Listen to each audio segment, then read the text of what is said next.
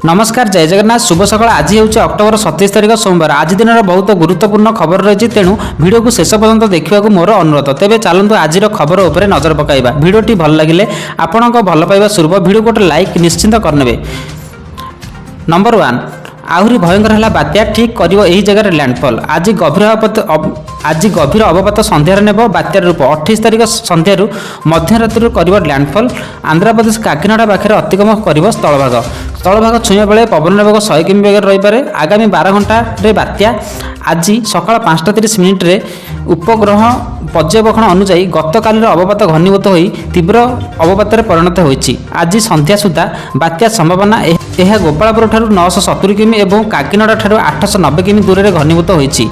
यह क्रमशः पश्चिम उत्तर पश्चिम दिगरे गति करी आज गभीर अवपात परिणत हो।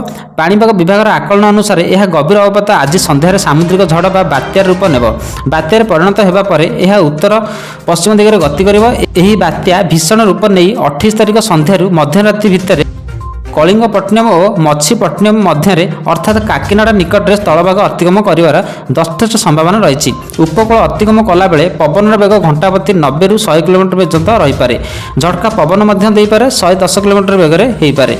भुवनेश्वर आंचलिक पाणीपाग विज्ञान निर्देशक मनोरमा महांती कहते। नंबर 2 भड़ा घर गुरुतर अवस्था थिबा युवती उद्धार मेडिकल रे भर्ती। बलांगीर गुडरीपड़ार एक भड़ा घरे रहुथिबा जणे युवती को शनिवार राति रे गुरुतर अवस्था पुलिस उद्धार करछि। सूचना अनुसार से भड़ा घरे दुई भौणी रहुथिले। जणे घरे नथिया बेले अन्य भौणी जनक घर भितर कबाट दे घरे रहिथिले।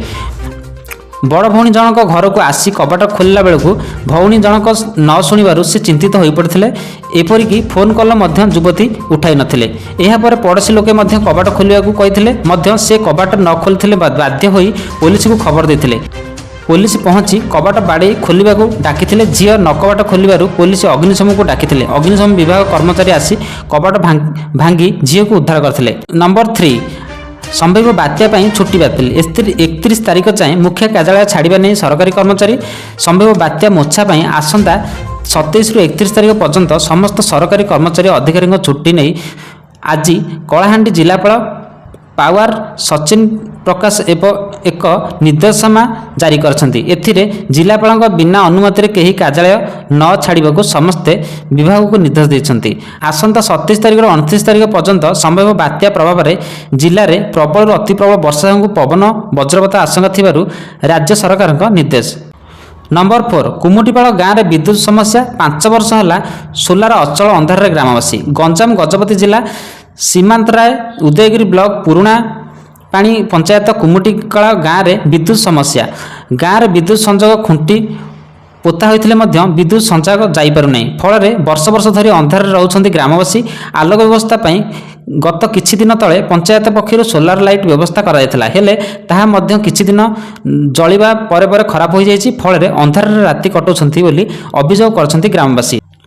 नंबर 5 बस चका तले पशिगला बाइक। गंजाम जिला ब्रह्मपुर निकटस्थ नरेंद्रपुर निकटरे थिबा नियार पेट्रोल पंप निकटरे निर्धूम सड़क दुर्घटना जड़े व्यक्ति गुरुतर होइछंती। एक मिनी बस बाइक को सम्मुख पछपटू धक्का देथिबा फल बाइक आरोही जनक गुरुतर हो पड़छंती।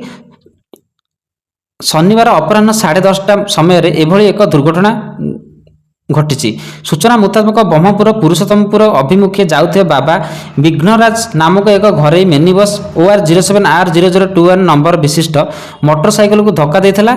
OR07AA7091 नंबर विशिष्ट बाबा विघ्नराज नामक मिनी बस ड्राइवर मद्यपान करी गाड़ी चलाउथिबा स्थानीय लोके कहिसंती। घटना पर घटनास्थल ड्राइवर फेरार हो जाइथिबा बेले गुरुतर अवस्था लोकटी।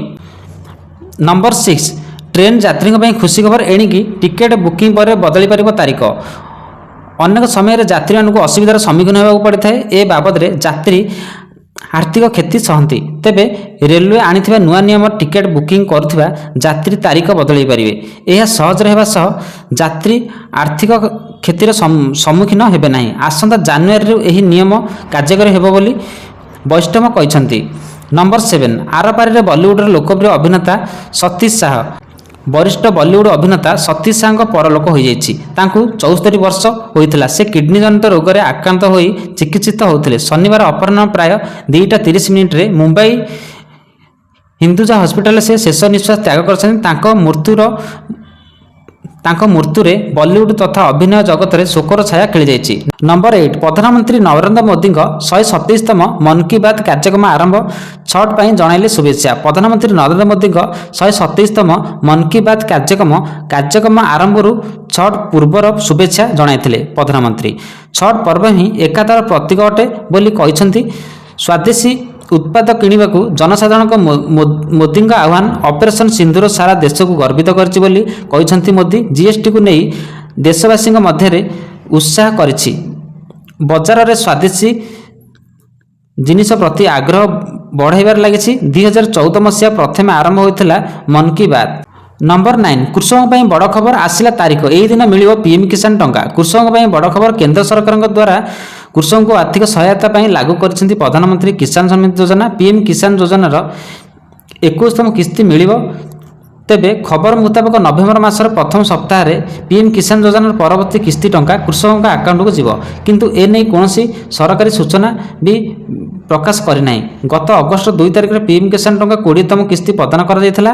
ପ୍ରଧାନମନ୍ତ୍ରୀ ନରେନ୍ଦ୍ର ମୋଦି ବାରାଣାସୀରୁ 9.71 କୋଟି କିଷାନଙ୍କୁ ଡେବିଟ୍ ମାଧ୍ୟମରେ 20,50,000 କୋଟିରୁ ଅଧିକ ଟଙ୍କା ପ୍ରଦାନ କରିଥିଲେ। ନମ୍ବର 10 ସୁଭଦ୍ରା ଯୋଜନାକୁ ନେଇ ଆସିଲା ବଡ଼ ଖବର। ଦ୍ୱିତୀୟ କିସ୍ତି 5,000 ଟଙ୍କା 9 ଅଗଷ୍ଟ 2025 ରକ୍ଷାବନ୍ଧନ ଦିନ ଦିଆଯାଇଥିଲା। ଏବେ ସରକାରଙ୍କ ପକ୍ଷରୁ ଘୋଷଣା ହେଉଛି ଯେ ଚତୁର୍ଥ କିସ୍ତି 4th ଇନଷ୍ଟଲମେଣ୍ଟରେ ଡିସେମ୍ବର 25 ଶେଷ କିମ୍ବା ଜାନୁଆରୀ 26 ଆରମ୍ଭରେ ଆସିପାରେ।